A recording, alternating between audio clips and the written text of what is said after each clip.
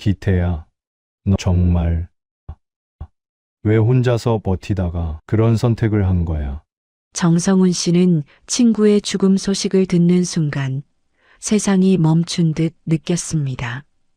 불과 며칠 전까지만 해도 이번에 큰 수익 낼 수 있다던 친구는 퇴직금을 모두 잃고 끝내 삶을 포기하고 말았죠.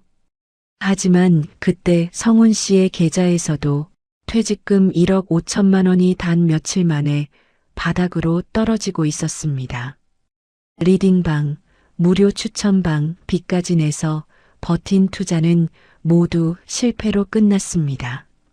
집안은 고지서로 가득하고 아내는 지쳐서 말조차 잊지 못했고 아들은 아버지의 변한 모습을 알아보지 못했죠. 성훈 씨는 방에 틀어박혀 며칠을 버텼지만 끝이 보이지 않았습니다. 그렇게 완전히 무너진 어느 날 서랍 속에서 오래된 노트를 발견했습니다. 아들의 필체로 적힌 한 문장. 우리 아빠는 절대 포기하지 않는 사람. 그 한 줄이 성훈 씨를 다시 일으켜 세웠습니다. 그리고 그는 도서관에서 우연히 만난 한 노인을 통해 투자의 진짜 원칙을 처음으로 배우기 시작했죠.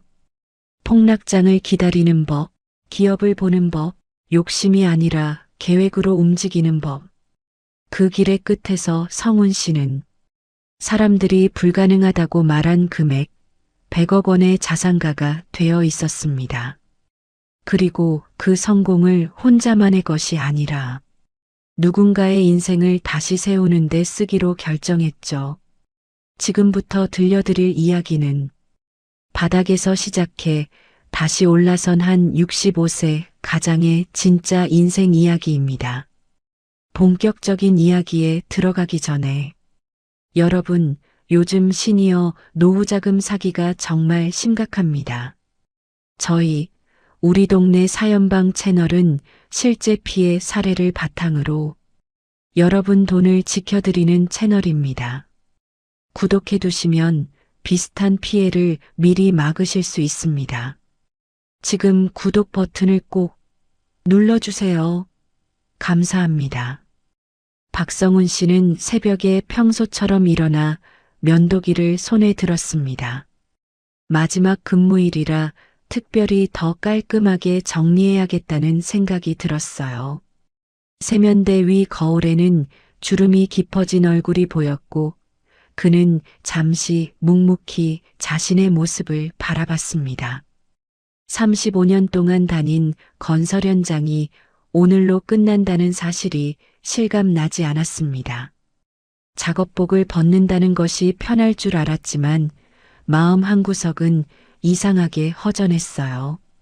출근길 버스에 앉아 창밖을 바라보니 매일 지나가던 골목도 오늘만큼은 조금 낯설게 보였습니다. 버스에서 내리자 익숙한 철제 게이트와 경비원의 인사가 들렸지만 성훈 씨는 천천히 고개만 끄덕였습니다. 현장에 들어서니 용접 불꽃과 기계 소리가 여전히 귀를 때렸고 콘크리트 냄새가 강하게 풍겼습니다. 수십 년 동안 지겹도록 맡았던 냄새인데도 오늘은 마치 마지막 인사를 건네는 듯 묘하게 느껴졌어요. 퇴직식은 현장 사무실에서 간단하게 진행되었습니다. 직원들이 모여 박수를 쳤고 관리부장이 근속패와 꽃다발을 건넸습니다. 성훈 씨는 준비된 감사 인사를 짧게 전했지만 목이 잠겨 제대로 말이 이어지지 않았어요. 직원들은 케이크를 자르며 사진도 찍었고 몇몇 후배들은 성훈 씨에게 평소 감사했던 일을 떠올리며 웃으며 이야기했습니다. 하지만 잔치 분위기는 오래가지 않았습니다. 일거리로 다시 흩어지는 직원들을 보며 성훈 씨는 책상 위 서류함을 천천히 정리했습니다.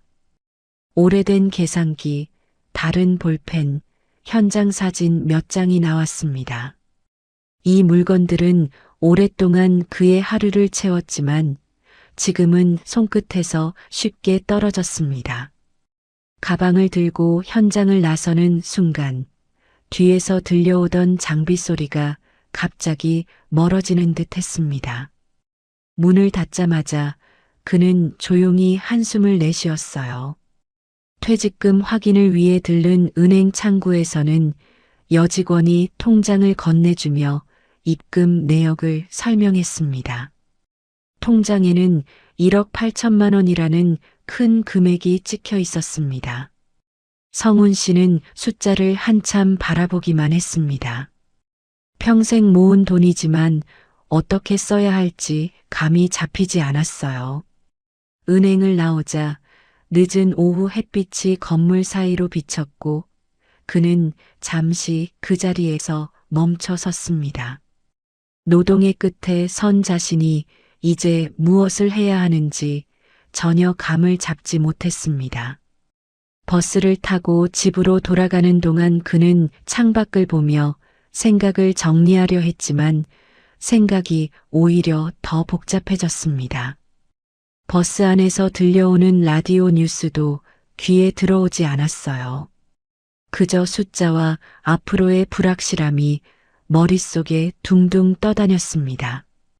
골목에 들어서자 누군가 성훈 씨를 부르는 목소리가 들렸습니다. 오랜 친구 최기태 씨가 손을 흔들며 다가오고 있었어요.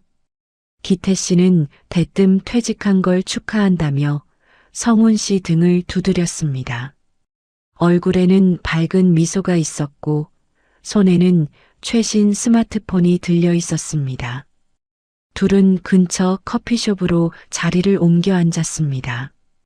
기태 씨는 요즘 자신이 하고 있는 일에 대해 이야기하기 시작했습니다. 화면에는 빨간색으로 표시된 수익률 37%라는 숫자가 가득했어요. 그는 최근 몇 달 동안 주식으로 큰 수익을 냈다며 자신도 처음엔 쉽게 시작했는데 생각보다 잘 맞았다고 말했습니다. 성훈 씨는 말없이 화면을 바라보며 친구의 설명을 들었습니다. 종목 리스트와 수익 그래프가 눈에 들어오면서 마음 한편에서 호기심이 생겼습니다.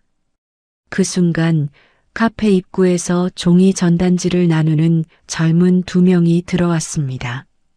그들은 사람들에게 무료 주식 정보방 초대 전단지를 건네고 있었어요. 주식 이야기가 주변에서 끊임없이 들리는 상황은 성훈 씨의 마음을 더 흔들었습니다. 기태 씨는 자신의 성공 사례를 더 구체적으로 보여주며 퇴직한 지금이 바로 시작하기 좋은 시기라고 자신 있게 설명했습니다.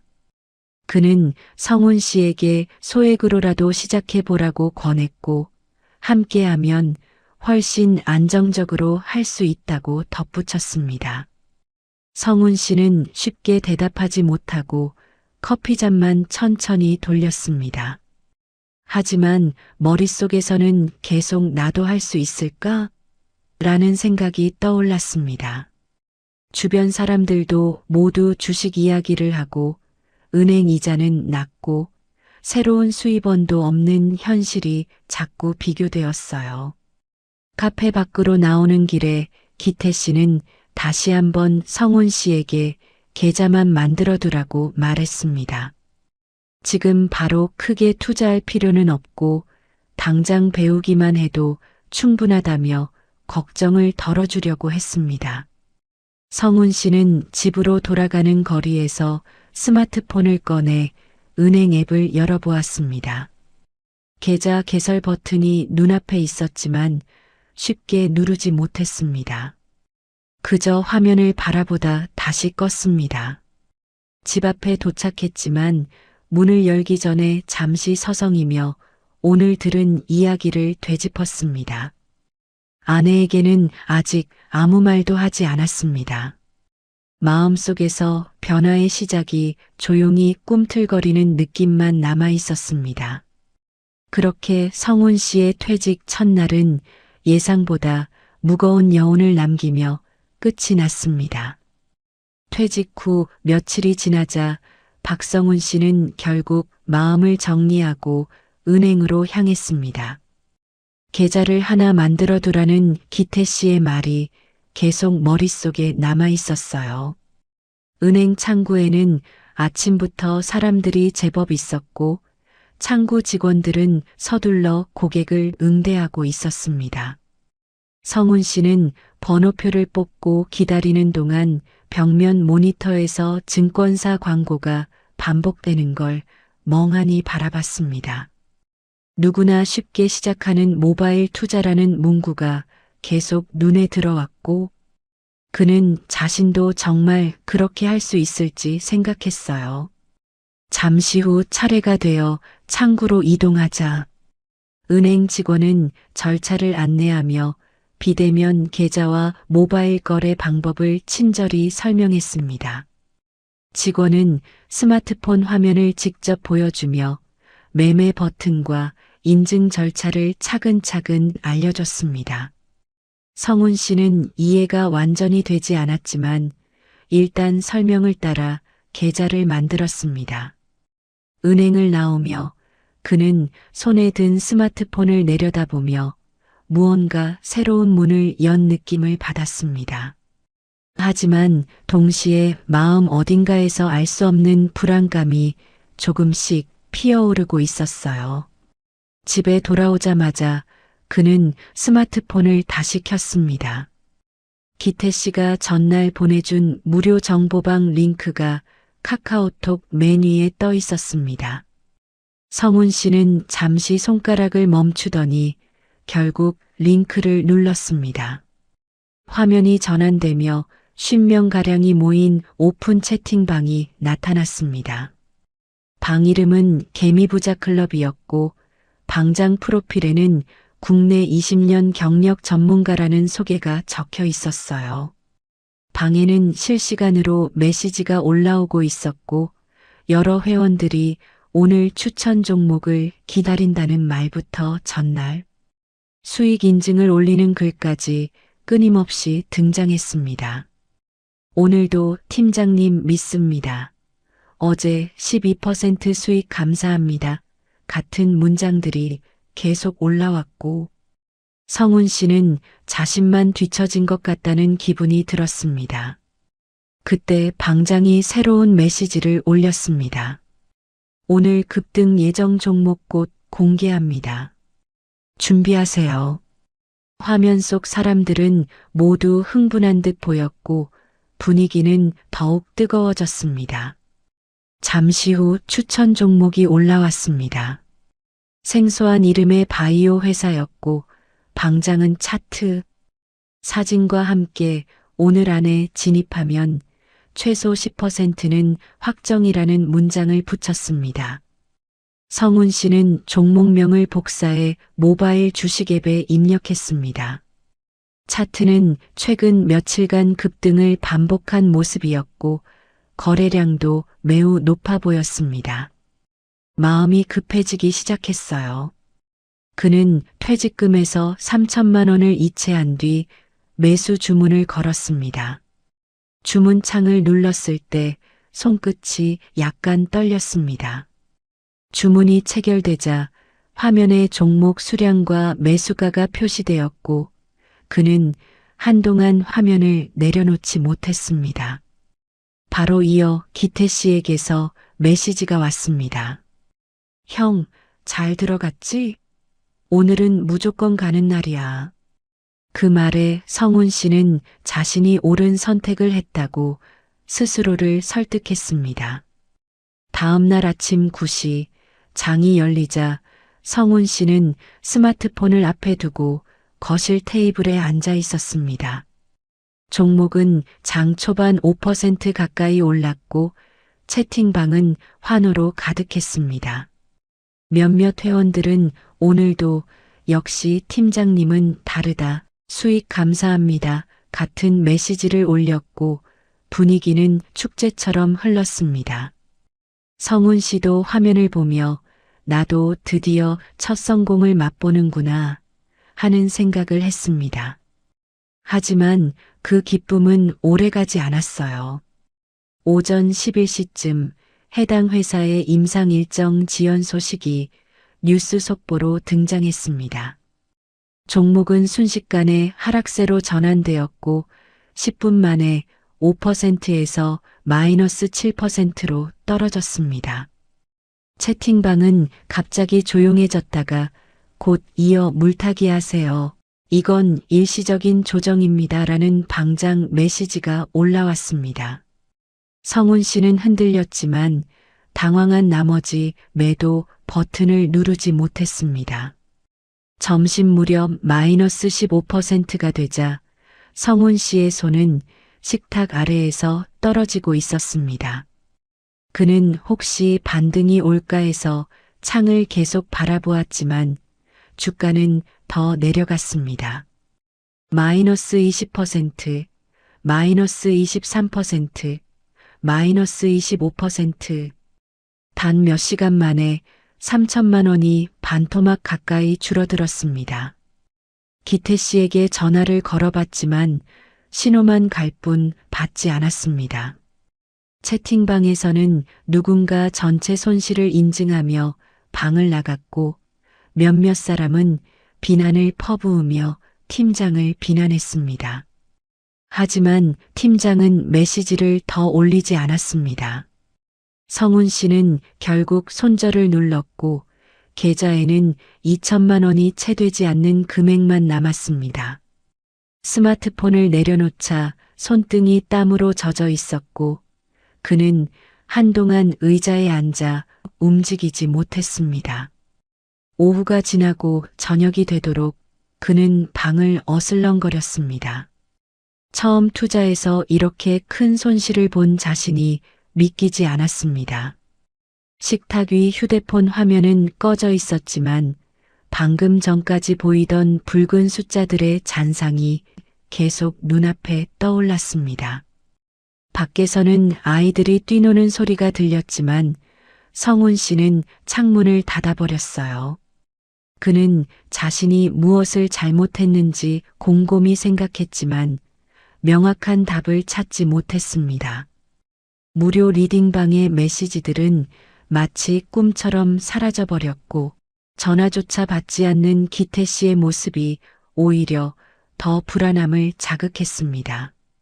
성훈 씨는 소파에 앉아 천장을 바라보며 자신에게 조용히 묻고 있었습니다. 정말 이 길이 맞는 걸까? 그날 밤 성훈 씨는 쉽게 잠에 들지 못했습니다. 박성훈 씨는 첫 손실 이후 마음을 다잡으려고 했지만 스마트폰에 찍힌 마이너스 1,000만 원의 숫자가 머릿속을 계속 맴돌았습니다. 손실을 그대로 둘 수는 없다는 생각이 점점 강해졌고 그는 유튜브에서 단타 영상들을 찾아보기 시작했어요.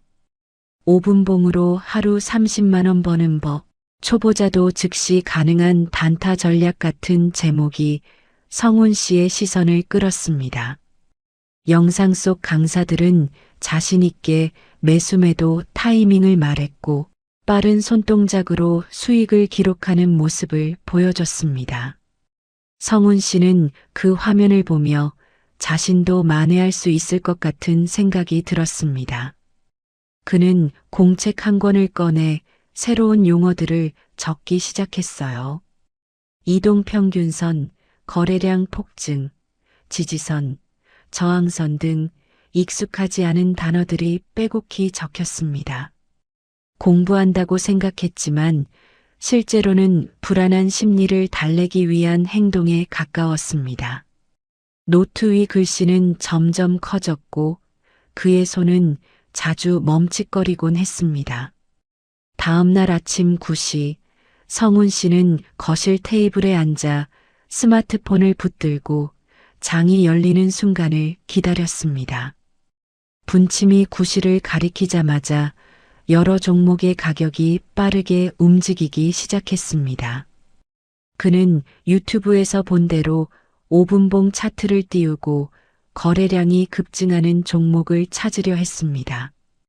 눈에 들어온 종목 하나가 단기간에 급등하는 모습이었고 그는 재빨리 매수 버튼을 눌렀어요.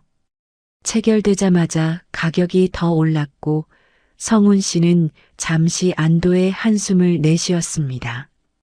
하지만 곧 이어 가격이 흔들리기 시작하더니 단 몇 초 만에 상승분을 모두 반납했습니다.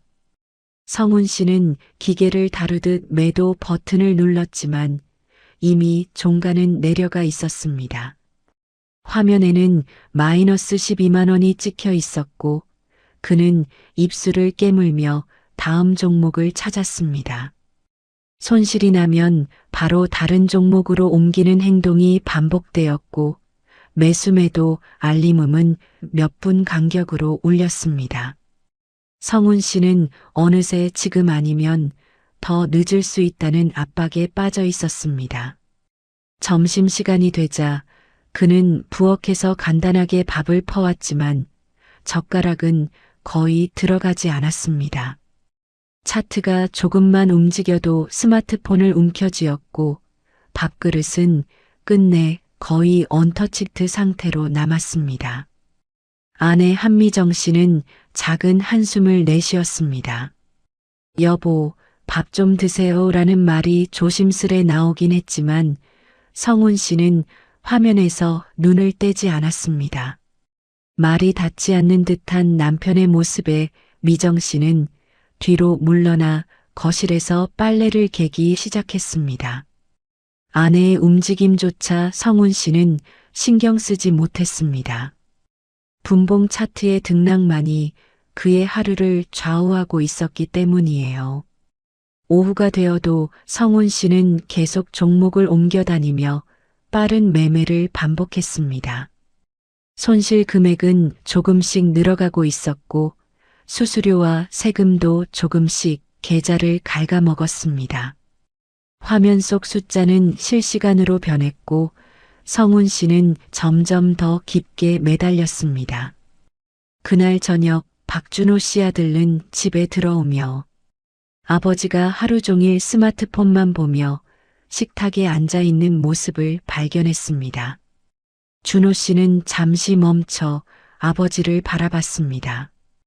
예전 같으면 일을 마친 후 거실에서 함께 TV를 보거나 이야기하던 시간이었지만 지금은 화면 속 숫자만이 아버지의 관심을 차지하고 있었습니다. 준호 씨는 책가방을 벗어두며 식탁에 앉았지만 성훈 씨는 여전히 차트만 보고 있었어요.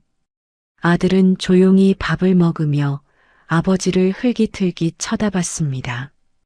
아버지가 단 한마디도 하지 않자 그는 결국 자기 방으로 들어갔습니다.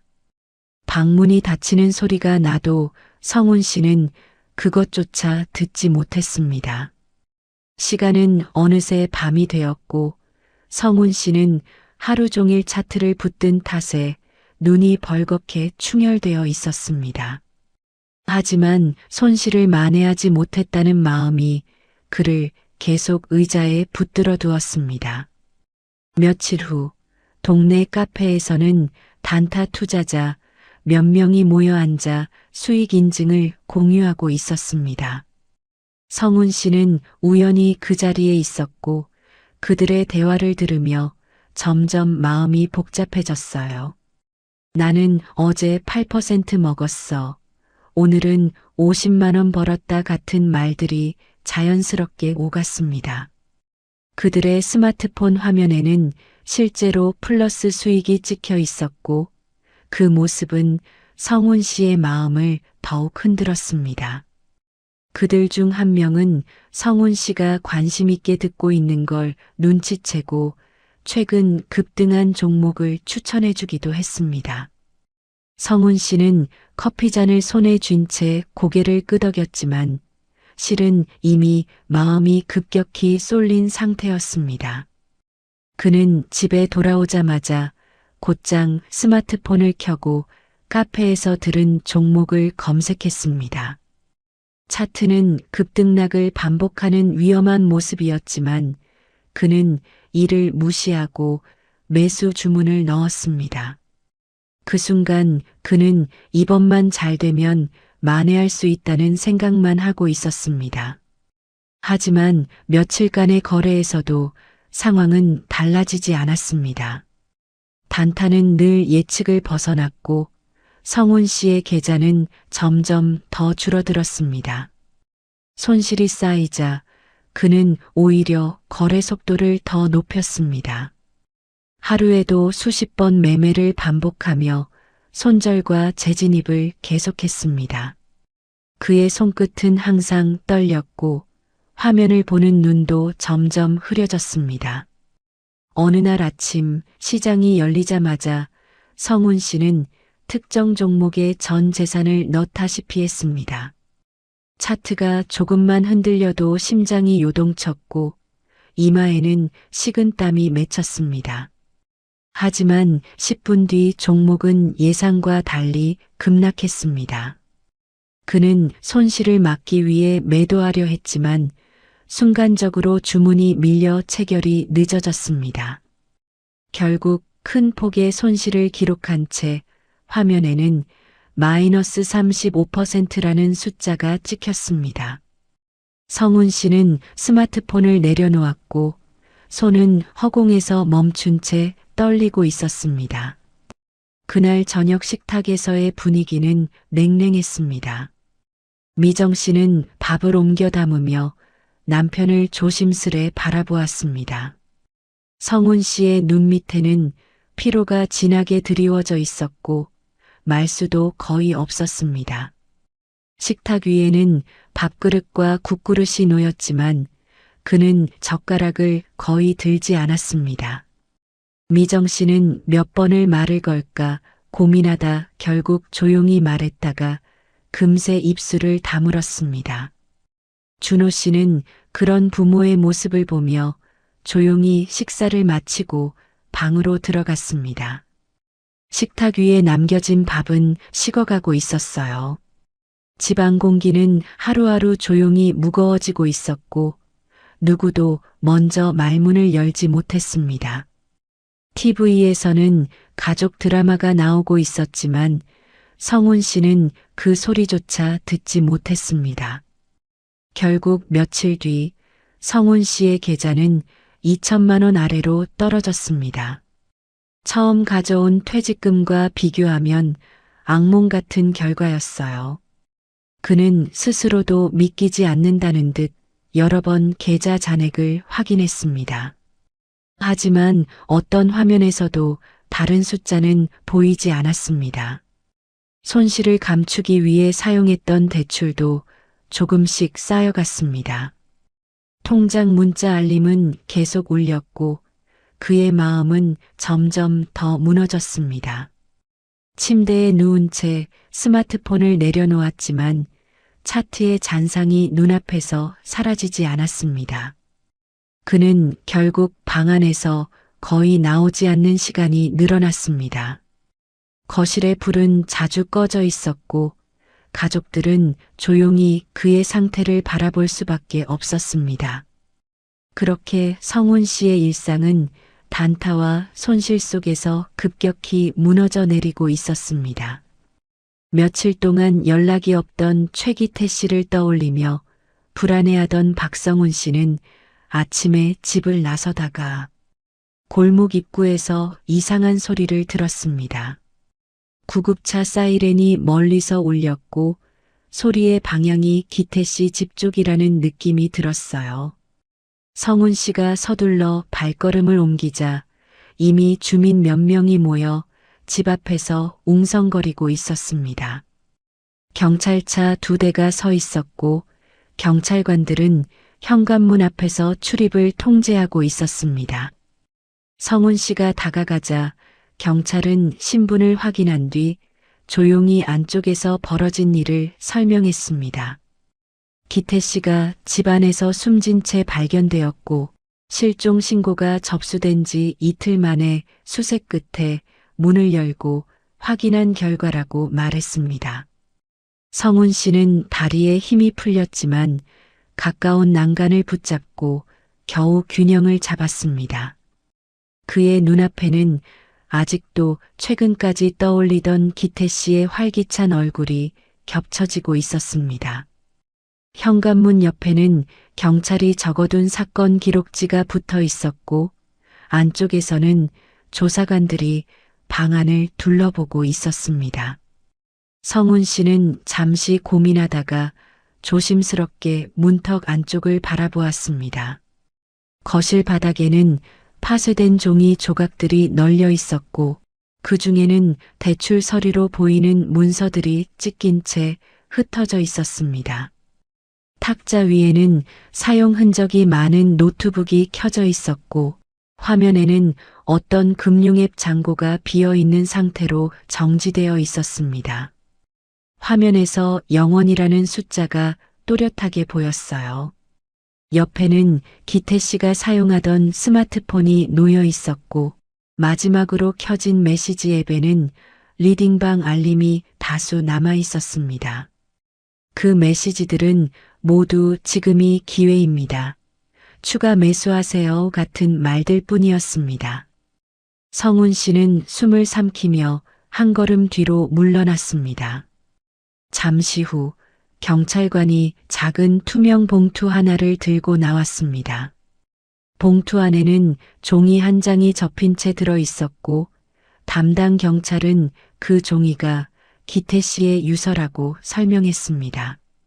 성훈 씨는 유가족에게 전달될 예정이라는 말을 듣고 멍하니 고개를 끄덕였습니다. 몇 시간 뒤 장례식장 빈소는 조용했지만 무거운 공기가 감돌고 있었습니다.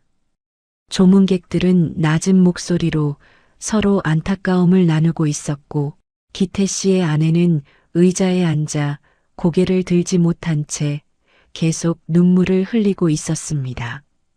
성훈 씨가 다가가자 그녀는 작은 종이 봉투를 꺼내 건넸습니다. 봉투에는 성운영에게라는 글씨가 적혀 있었습니다. 그는 떨리는 손으로 봉투를 열었고 안에서 접힌 종이 한 장이 나왔습니다.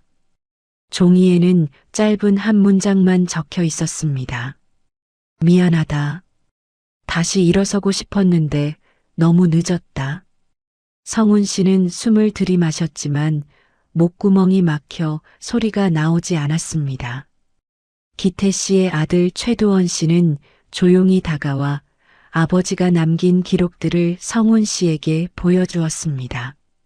노트에는 기태 씨가 최근 몇 달 동안 어떤 종목에 투자했는지 정리한 표가 있었고 페이지가 넘어갈수록 금액이 점점 줄어드는 모습이 나타나고 있었습니다. 메모에는 마지막 기회, 이번에는 올라갈 것 같은 문구가 반복적으로 적혀 있었습니다. 도원 씨는 아버지가 대출까지 받았다는 사실을 뒤늦게 알았고 이미 손 쓸 수 없는 상황이었다고 조용히 말했습니다. 그의 눈은 충혈되어 있었고 손끝은 약하게 떨리고 있었습니다. 성훈 씨는 말없이 표를 내려다보았고 자신도 비슷한 길을 걷고 있다는 생각에 머리가 어지러워졌습니다. 빈소 한켠에서는 회사 동료들이 모여 기태 씨가 최근까지 표정이 어두웠다는 이야기를 나누고 있었습니다. 하지만 누구도 사태의 심각성을 몰랐습니다. 모두가 너무 늦게 알아버린 셈이었죠. 장례를 마치고 집으로 돌아온 성훈 씨는 현관에서 신발을 벗지도 못한 채 거실까지 걸어갔습니다. 스마트폰을 켜자마자 남아있는 잔고가 화면에 뜨고 몇 개 남지 않은 숫자가 또렷하게 보였습니다. 화면 아래에는 미납된 대출 알림이 여러 개 떠 있었어요. 그는 천천히 소파에 앉아 휴대폰을 내려놓았고 손은 계속 떨렸습니다. 머릿속에서는 기태 씨의 유서 문장이 반복되었습니다. 다시 일어서고 싶었는데 너무 늦었다. 그 문장이 가슴 한가운데 날카롭게 박혀 있었습니다. 성훈 씨는 온몸에 힘이 빠지는 느낌을 받았고 한동안 꼼짝없이 소파에 앉아 있었습니다. 집안은 조용했고 벽시계 바늘이 움직이는 소리만 크게 들렸습니다. 저녁이 되어도 그는 자리에서 일어나지 못했습니다. 아내 미정 씨는 거실 불을 켜며 남편을 불렀습니다. 하지만 성훈 씨는 대답하지 않았고 얼굴은 이미 창백해져 있었습니다. 미정 씨는 남편 앞에 앉아 조용히 상황을 물었지만 성훈 씨는 손으로 얼굴을 가린 채 말을 꺼내지 못했습니다. 결국 그는 아주 천천히 입을 열었습니다. 기태 죽었어. 그 한마디에 미정 씨는 입술을 누르며 말을 잃었습니다. 미정 씨는 남편의 손을 잡았지만 그의 손끝은 차갑게 굳어 있었습니다. 준호 씨도 거실 문 앞에서 멈춰서 아버지를 바라봤습니다. 그날 밤 집 안 공기는 무겁게 가라앉았고 누구도 쉽게 말을 꺼내지 못했습니다. 성훈 씨는 방으로 들어가 불도 켜지 않은 채 침대에 앉았습니다.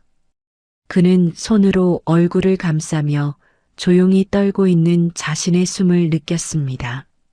새벽이 되자 그는 결국 자리에서 몸을 일으켜 창가로 걸어갔습니다. 바깥은 아직 어두웠지만 그는 커튼을 젖히고 창밖을 바라봤습니다. 머릿속에는 한 가지 생각만 남아 있었습니다. 나도 이렇게 가는 걸까? 그 생각은 무겁고 깊게 내려앉았습니다. 그는 천천히 의자에 앉아 스마트폰을 켰고 다시 계좌를 확인했습니다. 마이너스 잔고와 대출 고지서는 변함없이 그대로 있었습니다. 그는 스마트폰을 책상 위에 내려놓으며 천천히 눈을 감았습니다. 무너진 기태 씨의 모습을 떠올리며 자신도 그 길 끝에 서 있는 것 같은 느낌이 들었습니다. 그렇게 박성훈 씨의 마음은 완전히 바닥까지 내려갔습니다. 조금의 여유도 의지도 희망도 느껴지지 않는 새벽이었습니다. 기태 씨의 장례식이 끝난 뒤 며칠 동안 박성훈 씨는 방에서 거의 나오지 않았습니다. 식탁 위에 놓인 밥은 손도 대지 않은 채 차갑게 굳었고 거실 불은 대부분 꺼진 상태로 하루가 지나갔습니다. 창밖에서는 봄바람이 불고 있었지만 성훈 씨 마음속은 여전히 깊은 겨울처럼 얼어붙어 있었습니다. 그는 침대에 누워 천장을 멍하니 바라보며 시간을 흘려보냈습니다. 머릿속에서는 기태 씨의 유서 문장이 계속 반복되었고 손실난 계좌 화면이 떠올라 머리가 무겁게 짓눌렸습니다.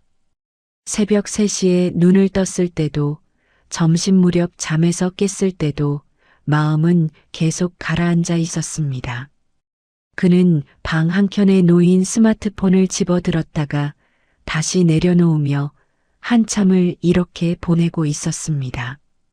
그러다 어느 순간 책상 서랍 한쪽에서 접혀있던 작은 메모지가 눈에 들어왔습니다. 며칠 전 장례식장에서 받은 기태 씨의 쪽지였습니다. 다시 일어서고 싶었는데 늦었다. 그 문장은 성훈 씨의 마음을 다시 흔들어 놓았습니다. 그날 오후 성훈 씨는 외투를 걸치고 조용히 집을 나섰습니다. 바람은 차갑지 않았지만 그의 걸음은 여전히 무거웠습니다. 목적지는 딱히 정한 곳이 없었지만 발걸음은 자연스럽게 집 근처 구청 도서관으로 향하고 있었습니다. 도서관 앞 벤치에는 노인 몇 분이 신문을 읽고 있었고 안쪽 유리문 너머로는 학생들이 책상에 앉아 공부하는 모습이 보였습니다. 성훈 씨는 천천히 문을 밀고 안으로 들어갔습니다. 공기에는 오래된 책 냄새가 배어 있었고 그 냄새는 조금은 잊고 있었던 안정감을 느끼게 했습니다. 그는 안내 데스크를 지나 경제투자라고 적힌 책장 쪽으로 걸어갔습니다. 서가에는 두꺼운 경제학 책부터 개인 투자 경험담까지 다양한 책이 줄지어 꽂혀 있었습니다.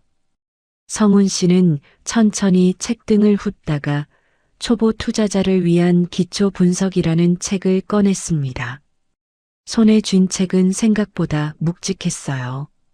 그는 근처 빈자리에 앉아 조심스럽게 첫 장을 펼쳤습니다.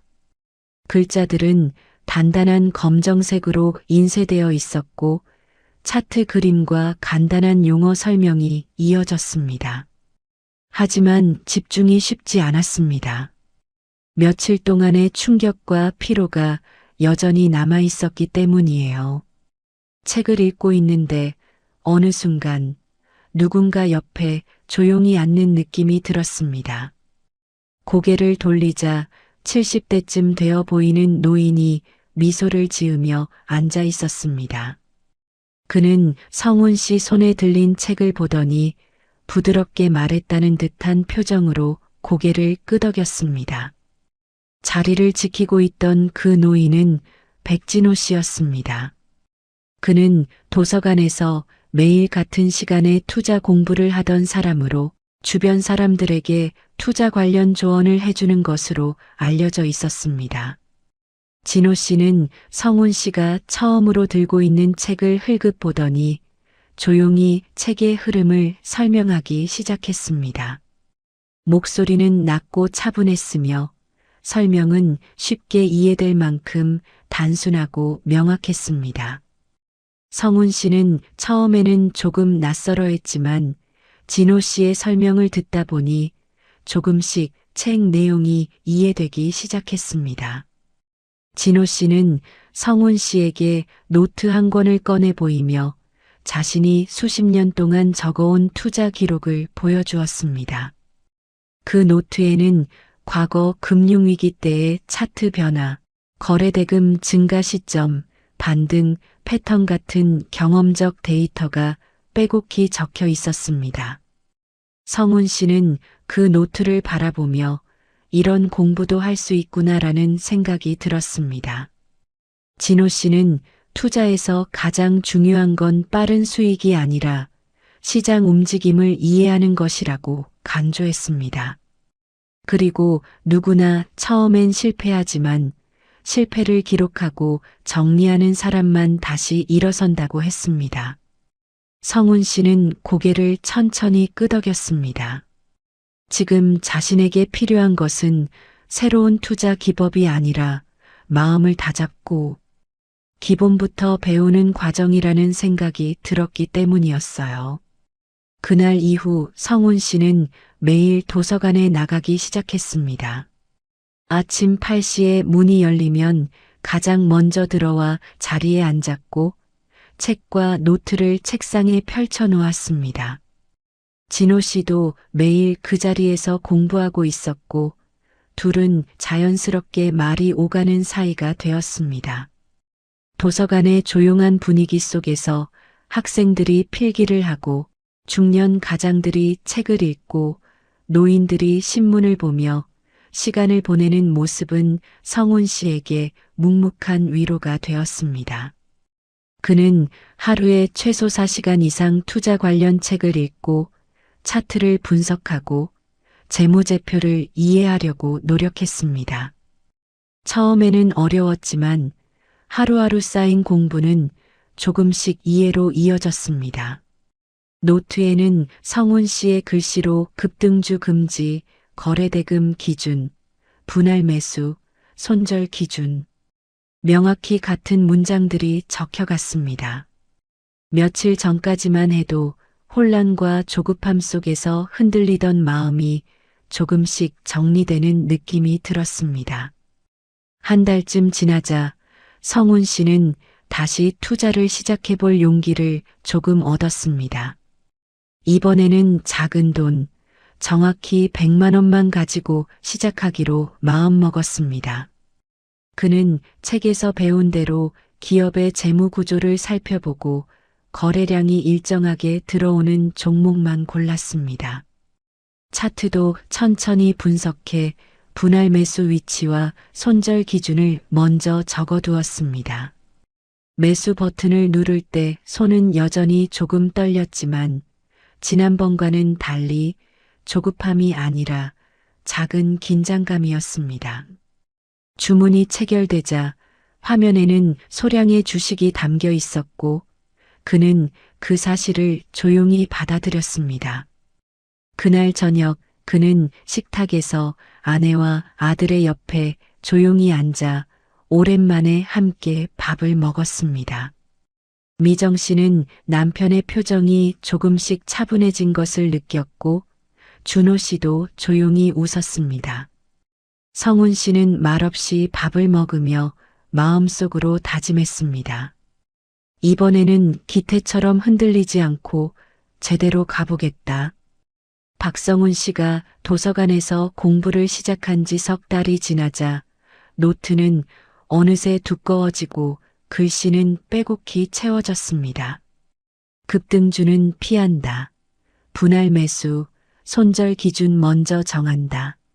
지수보다 강한 종목 찾기 같은 문장들이 반복되었고 그가 매일 복습하는 기본 원칙이 됐습니다.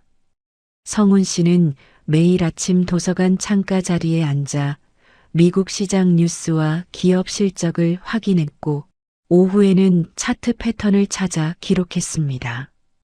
거래량이 증가하는 시점, 양봉이 터지는 지점, 가격이 일정하게 늘어나는 움직임을 꼼꼼히 적었습니다. 예전처럼 서두르지 않았고 매수 버튼을 누르기 전에 몇 번이나 원칙을 읽었습니다.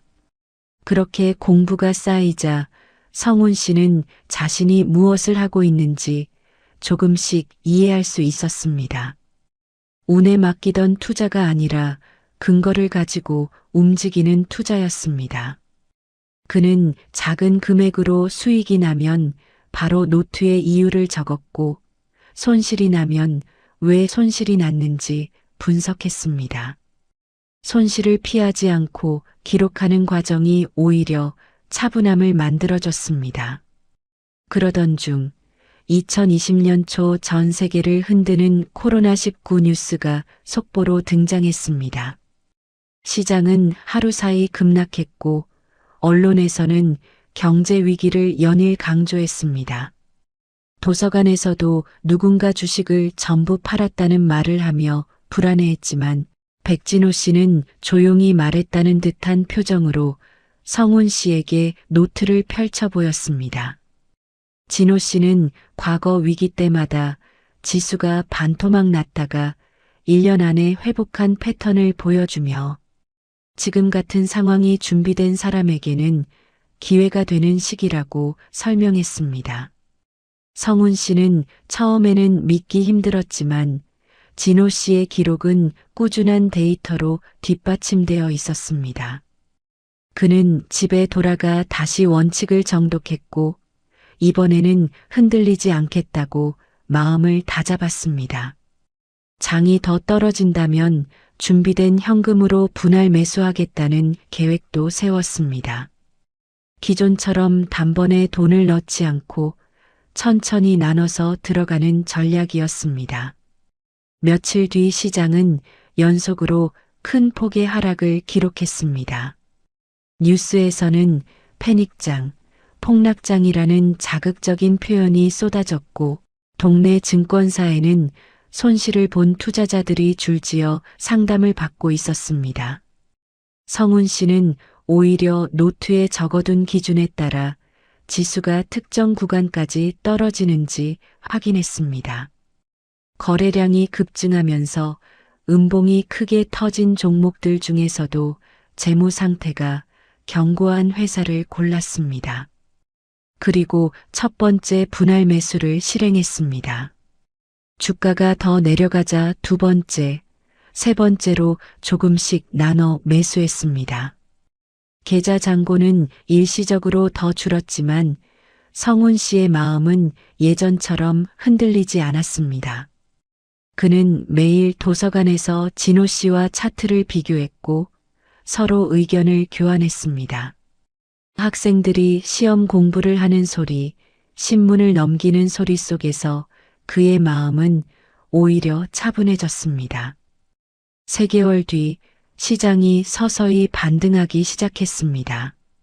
처음엔 아주 작은 움직임이었지만 거래대금은 계속 증가했고 양봉이 이어졌습니다. 성훈 씨가 매수한 종목은 20%, 40%, 60%까지 올라갔습니다.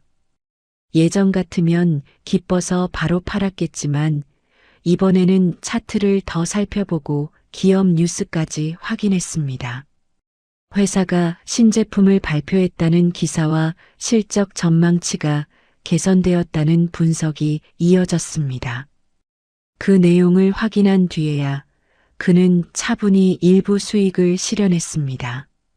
계좌 잔고는 드디어 1억을 넘었습니다.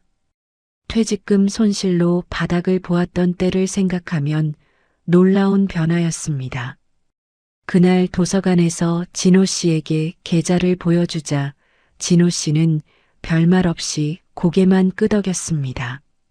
그리고 이제부터가 진짜 시작입니다라고 조용히 말했습니다. 회복된 계좌 덕분에 집 안 분위기도 차차 밝아졌습니다. 아내 미정 씨는 남편이 다시 늦은 밤까지 차트만 보는 일이 줄어들자 안도의 표정을 지었습니다. 준호 씨도 학교 다녀온 뒤 아버지가 식탁에 앉아 이야기하는 모습을 보며 기뻐했습니다.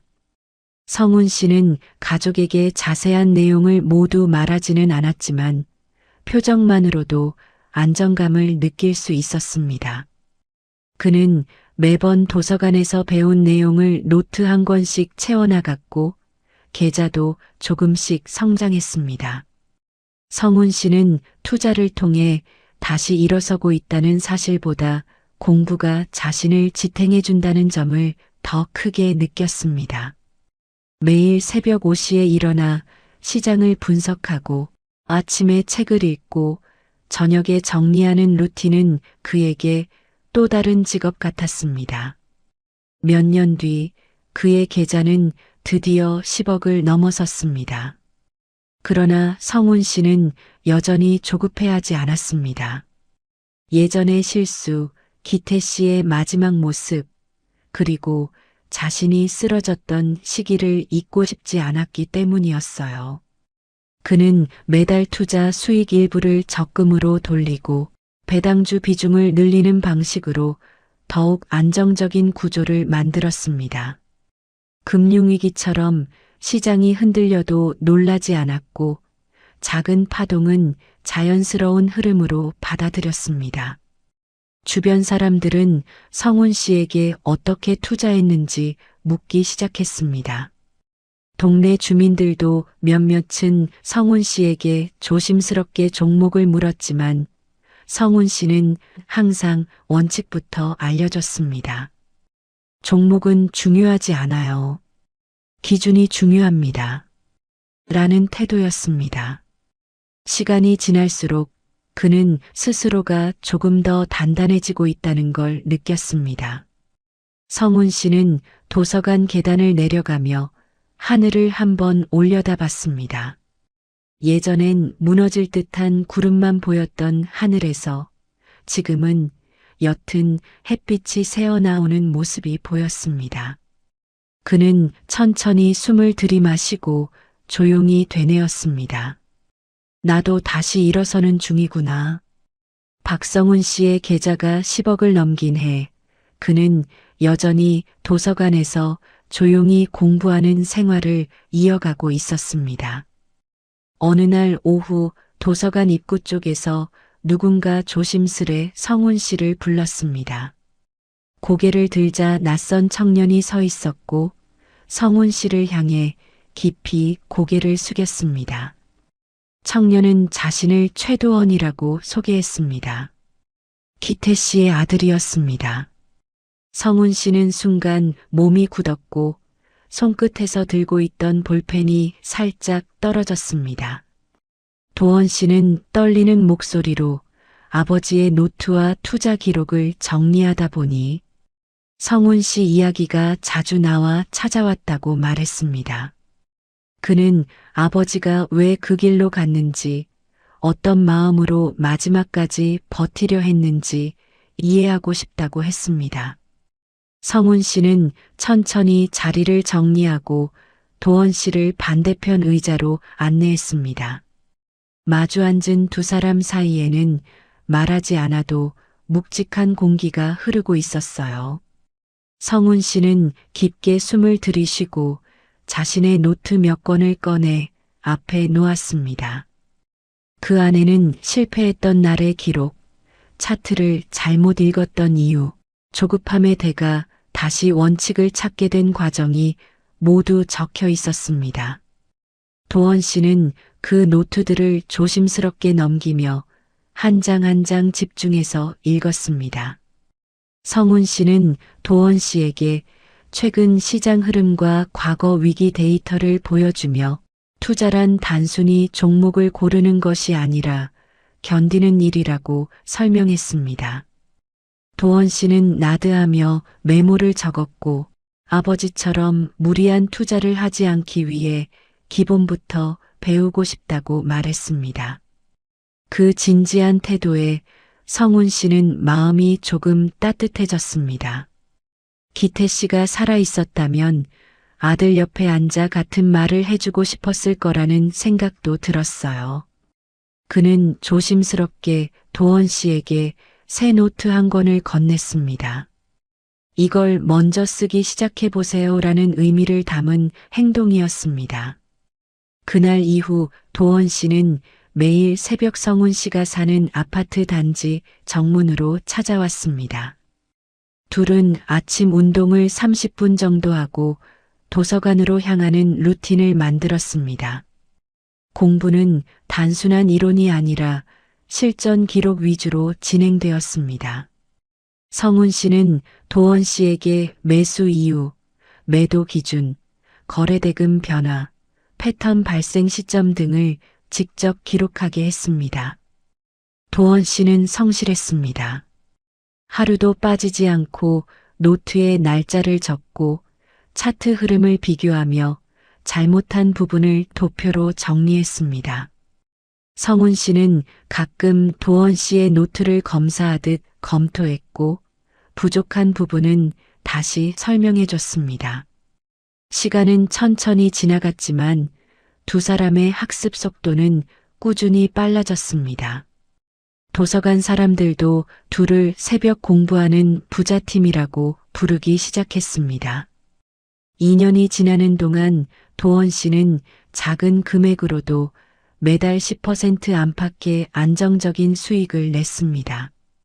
성훈 씨는 그 모습을 보며 마음속에서 뿌듯함이 올라오는 걸 느꼈습니다. 기태 씨의 피가 흐르는 만큼 끈기와 집중력도 뛰어났습니다. 성훈 씨는 자신도 조금 더 투자금을 늘릴 시점이 되었다고 판단했습니다.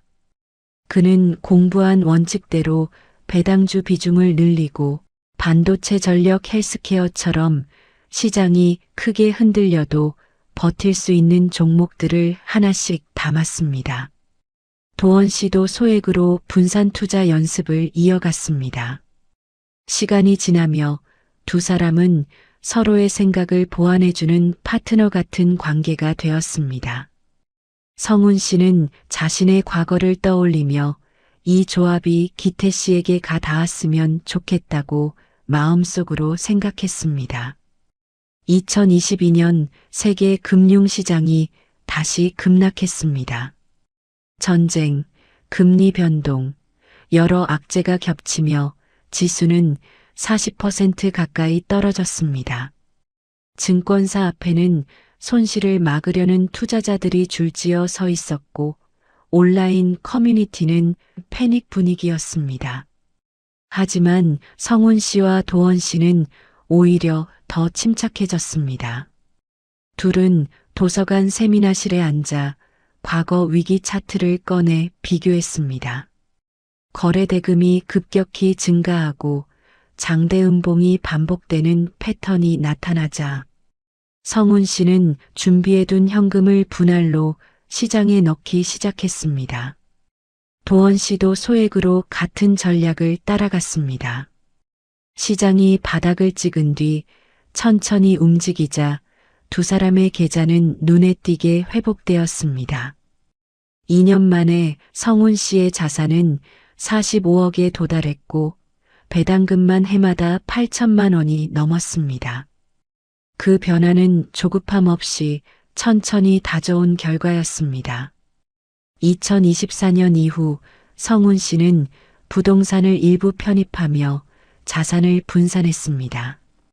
투자처는 과도하게 위험한 곳이 아니라 꾸준히 가치가 유지되는 안정적인 건물이었습니다. 시간이 지나며 그의 자산은 60억, 80억으로 늘었고 2025년 무렵에는 드디어 총 자산 100억을 돌파했습니다. 그날 성훈 씨는 도원 씨와 함께 조용히 식당에서 국밥을 먹으며 축하했습니다. 누가 봐도 평범한 식사였지만 그 자리에는 이들이 함께 견뎌온 세월이 고스란히 담겨 있었습니다. 성훈 씨는 자신이 어디선가 길을 잃었을 때 누군가 손을 잡아줬던 것처럼 이제는 누군가의 손을 잡아줄 시간이 왔다고 느꼈습니다.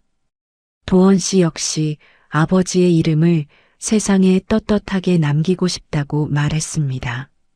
그렇게 두 사람은 조용히 결심했습니다. 기태 씨의 이름을 건 재단을 만들자고요. 정성훈 씨와 최도원 씨는 작은 건물 2층을 임대해 박기태 정성훈 투자교육재단 설립을 준비했습니다. 간판 공사가 진행되는 동안 성훈 씨는 창문 가까이 다가가 매달린 간판의 글씨를 유심히 바라봤습니다. 붓글씨처럼 굵고 단정한 글씨체는 기태 씨의 성품을 닮아 있었고 그 아래 빼곡히 붙어 있는 교육 일정표는 도원 씨의 꼼꼼함을 그대로 보여줬습니다. 개소식이 있는 날 주변 복지관 어르신들, 동네 상인들, 도서관 직원들까지 삼삼오오 모여들었습니다. 성훈 씨는 재단 로고가 찍힌 작은 배지를 정돈하며 단상 위로 걸어 올라갔습니다. 마이크 앞에 서자 손끝이 살짝 떨렸지만 목소리는 차분했습니다. 그동안 얻은 경험을 세상에 되돌려주는 시간이 왔다고 느끼고 있었기 때문입니다. 행사장 한쪽에는 성훈 씨가 직접 선정한 12개의 차트 교육 패널이 세워졌습니다. IMF, 금융위기, 코로나 시기, 반등 구간의 패턴이 비교되었고 실전 매수매도 원칙이 간단한 문장으로 정리되어 있었습니다. 어르신들은 패널에 가까이 다가가 천천히 내용을 읽었고 이해하기 쉬운 구성이라는 반응을 보였습니다. 이어서 성훈 씨는 첫 강의를 시작했습니다. 투자를 시작하기 전 반드시 세워야 하는 원칙 5가지를 설명했고 초보자들이 가장 흔히 겪는 실수 사례도 실제 장표로 보여줬습니다. 강의 뒤에는 10일 상담이 이어졌습니다. 상담 테이블에는 격려 문구가 적힌 작은 카드도 놓여 있었습니다. 조급함을 내려놓으면 길이 보입니다. 그 문구는 성훈 씨가 수십 년 동안 지켜온 핵심 신조였습니다. 그날 저녁 상담이 모두 끝난 후 성훈 씨는 재단 사무실 한켠에서 노트를 펼쳤습니다.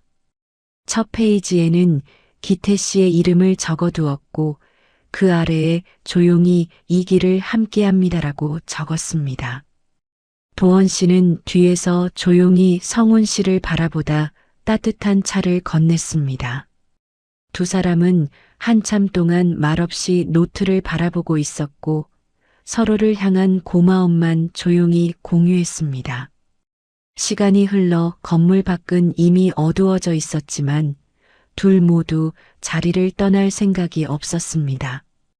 어두운 창밖에 비친 두 사람의 모습은 서로를 지탱하며 성장한 흔적처럼 단단했습니다.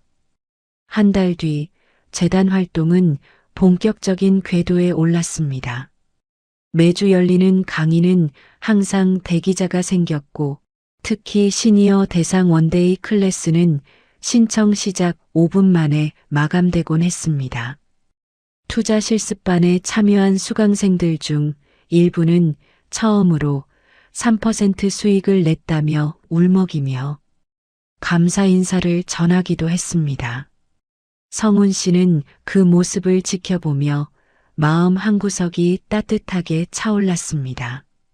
자신의 경험이 누군가의 삶을 지켜주고 있다는 사실이 비로소 실감났습니다. 도원 씨는 교육 자료를 업데이트하며 성훈 씨 옆에서 바쁘게 움직였고 모든 과정에서 성훈 씨의 원칙을 가장 먼저 떠올렸습니다. 천천히 하지만 확실하게. 그러던 중 성훈 씨는 병원에서 정기 검진을 받으라는 연락을 받았습니다. 무거운 발걸음으로 종합병원을 찾은 그는 검사 결과를 들으며 잠시 말문이 막혔습니다. 나이와 함께 찾아온 지병이 조금씩 진행되고 있었고 치료가 필요하다는 내용이었습니다. 의사가 설명을 이어가는 동안 성훈 씨는 조용히 창밖의 나무를 바라보았습니다. 흔들리는 가지 끝에서 과거의 시간을 떠올렸습니다. 기태 씨와 함께 마신 소주잔, 도원 씨와 마주 앉아 보던 차트, 처음 계좌가 100억을 넘겼을 때 벅차오르던 순간들, 한 장면씩 스치듯 지나갔습니다. 그는 천천히 고개를 끄덕이며 의사의 말을 받아들였습니다. 남은 시간을 어떻게 사용할지 이미 마음속에 방향이 잡혀 있었기 때문입니다. 며칠 뒤 성훈 씨는 재단 회의실로 도원 씨를 불렀습니다. 회의실은 조용했고 창밖에서는 미세하게 바람이 불었습니다. 성훈 씨는 준비해둔 서류를 테이블 위에 올려놓았습니다. 서류에는 재단 운영권 일부를 도원 씨에게 이관하는 내용과 함께 앞으로 10년간의 교육 계획이 구조화된 문서가 정리되어 있었습니다. 도원 씨는 놀란 표정으로 서류를 보았지만 성훈 씨는 부드럽게 웃으며 고개를 끄덕였습니다. 안정된 운영 체계를 갖춘 지금이 가장 좋은 시기라고 말하며 재단이 흔들리지 않도록 책임을 맡아달라고 조용히 부탁했습니다. 도원 씨는 말없이 서류를 바라보며 눈가가 붉어졌고 잠시 뒤 고개를 숙여 수락했습니다. 그 선택은 기태 씨와 성훈 씨 두 사람의 신념을 잇는 길이었습니다.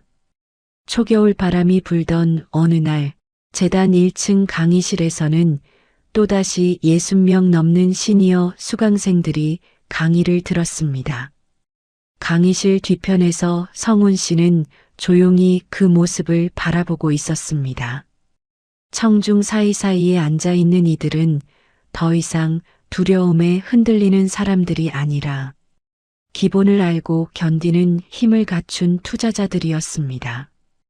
강의가 끝나자 수강생 몇 명이 성훈 씨에게 다가와 인사를 건넸고 그는 반갑게 답했습니다. 천천히 하시면 됩니다.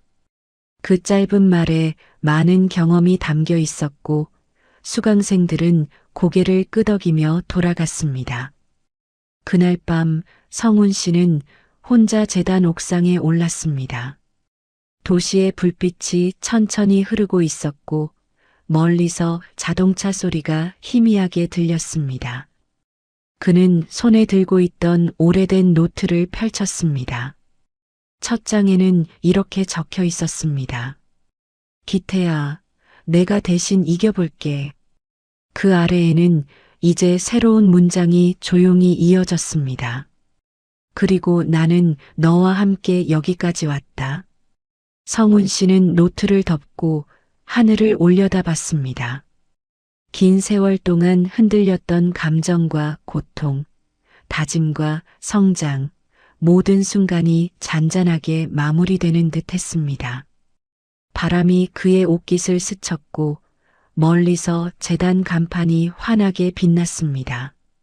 그것은 단순한 기관이 아니라 누군가의 삶을 붙잡아주는 손과 같은 존재였고 두 사람의 이름을 영원히 이어주는 등대와 같았습니다. 마지막으로 성훈 씨는 조용히 속삭였습니다. 나는 이제 괜찮아요. 남은 건 너희들의 시간이에요. 그 말과 함께 그는 천천히 재단 건물을 내려왔습니다. 그리고 다음 날 새로운 강좌 준비가 또다시 시작되었습니다. 조용한 새벽 공기 속에서 정성훈 씨는 다시 한번 노트를 펼쳐보았습니다. 처음엔 손실뿐이던 종이 위에 이제는 오랜 시간 버티며 배운 원칙이 차곡차곡 적혀 있었죠. 삶의 어느 순간 누구나 크게 흔들릴 때가 있습니다. 믿었던 사람이 떠나기도 하고 평생 모은 돈이 한순간에 사라지기도 합니다. 그럴 때 우린 주저앉기 쉽지만 성훈 씨는 다시 일어서는 길을 선택했습니다. 빠른 수익이 아니라 원칙을 믿었습니다. 조급함이 아니라 기다림을 배웠습니다. 그리고 혼자가 아니라 함께 걷는 사람들을 만났습니다. 누군가의 실패가 누군가의 희망으로 이어지고 누군가의 눈물이 또 다른 누군가의 등불이 되는 것. 그것이 정성훈 씨가 남긴 가장 큰 유산이었습니다. 오늘의 이야기가 여러분께 작은 힘이 되기를 바랍니다. 지금 흔들리고 계시다면 너무 늦었다고 생각하지 마세요. 우리는 언제든 다시 시작할 수 있으니까요. 여러분의 구독 하나가 누군가의 노후를 지키는데 큰 힘이 됩니다. 구독과 좋아요 눌러주시고 다음 사연에서 또 찾아뵐게요. 감사합니다.